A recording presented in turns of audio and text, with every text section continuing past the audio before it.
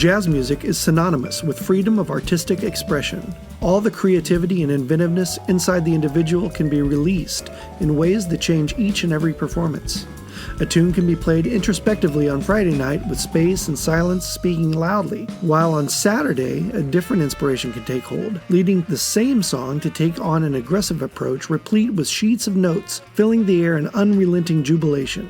Each member of the group can play off or alongside that energy, shifting the music in an organic, democratic way that's elastic and malleable. In a trio or quartet, there's naturally the space to maneuver, but what about in a big band? How does a musician be themselves when there are more than a dozen other voices speaking? How does a musician fit their individual creativity into the context of the whole? What does a musician need to work on in order to develop the skills necessary to participate in a large jazz ensemble? These are all questions that we're going to address in a series of videos focusing on playing in a big band.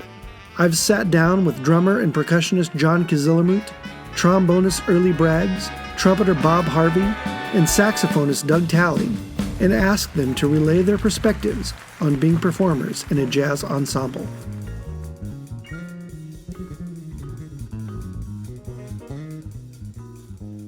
I think that the nature of that question is why people say, like, big band is dead, because I think that there's a misnomer that there's like a ritualistic or ceremonial, like, this is how you play in a big band, as if it's like the jazz version of a marching band or something like that. And I think that there are groups that are kind of guilty of doing that.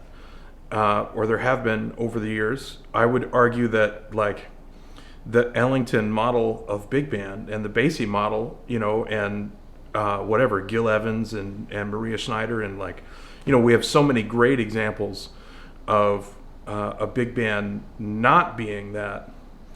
That there's really no excuse for taking like a quote unquote like stereotypical like big band approach to drumming. I think that music is music, and if you think of I don't know, I feel like there's a stereotype that people can fall into, and maybe we kind of like are guilty of that at the academic level sometimes of pushing that forward. But I think that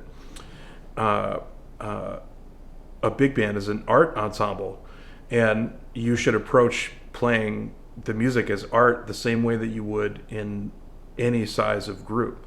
There are structural things that are a little bit different. I think that one of the structural things that's different is that in a chamber size ensemble, one person handles a voice, and in a big band, a lot of times that singular voice is being handled by like 4 or 5 people as a group, and so the intercommunication becomes a little bit more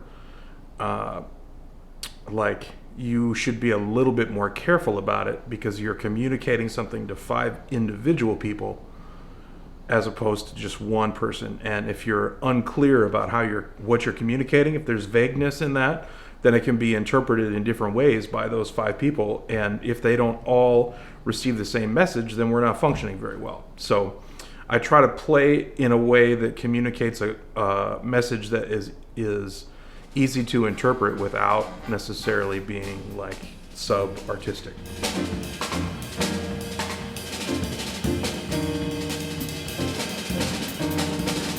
Going back to the what is a unique thing about drums playing in a big band, it's the communication, of whatever it is you're trying to communicate. And I think that the way to develop that is, I think it's kind of the same way that we develop all the other skills in jazz. There are really incredible models, and it's an oral tradition. So like, I particularly am a big fan of Mel Lewis playing in a big band setting. I think he does a really great job of basically everything that I was talking about, handling the communication and orchestration and all those kinds of things, while still being like a very prescient and deep and communicative jazz drummer. on top of everything else. He's like the whole thing. If you're, let's say you're working on, I don't know, like a shuffle that you're playing with your big band. Find a Thad Jones arrangement. It doesn't have to be the same tune, but something that's the same tempo, same kind of vibe, and then listen to what happens. It's not that you listen to like the moment. It's that you listen to what Mel Lewis did before the moment. Because one of the things that in order to communicate, if I want to communicate an idea, in order for you to receive it, I have to say it first. So if I'm trying to communicate something to the band, then I play it before, it's like a conductor or something. But I think Mel Lewis is a perfect example. Sonny Greer and like Joe Jones and like Duffy Jackson playing with Count Basie are really great examples too. Those are guys that I think of and send students after all the time.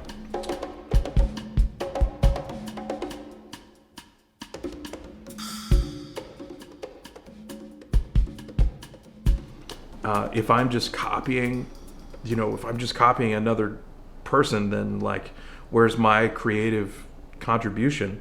And the answer in that is like, that's how art works. It would be unfair to say that Picasso has incorporated the techniques of no other painters. That'd be an absurd thing to say about, someone like Picasso. I would be willing to bet that great artists, great painters probably are masters of like the whole lineage. That'd be my guess. Just the same way that, a jazz drummer that's trying to sound good playing in a big band, you'd want to be well studied in the whole lineage, which, by the way, I don't know if there's anybody that would be more well studied in that lineage than Mel Lewis. There's a really great recording of him. I used to have it on cassette. Someone asked him, like, can you tell me the history of jazz drumming? And just off the top of his head, he does like 45 minutes of unbelievable detail on the history of jazz drumming. Not like, I hired Mel Lewis to come give a presentation today, but like, that's just what existed in his mind off the top of his head. No wonder he sounded so great.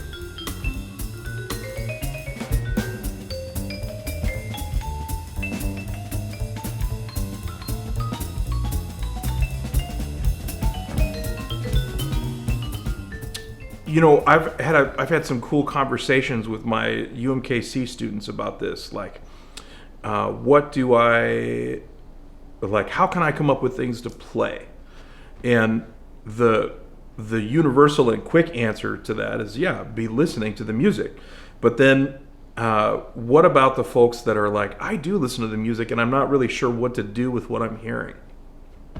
And to that, I would say that, like, first of all, compliments on like being able to give an honest answer like that. I think that's really important.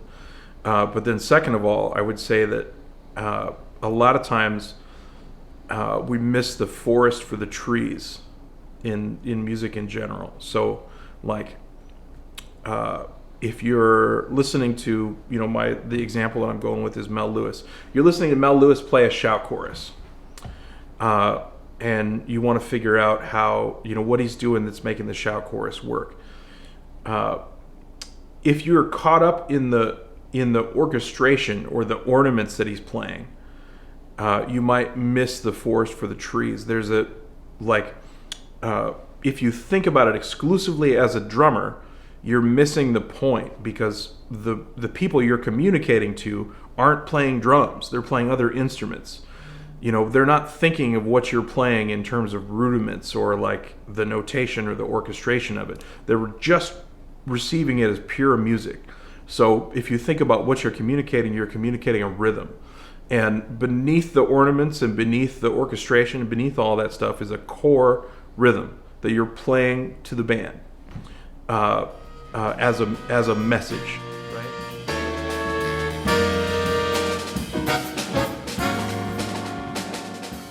I would say the first place to go is to figure out what the core rhythm is.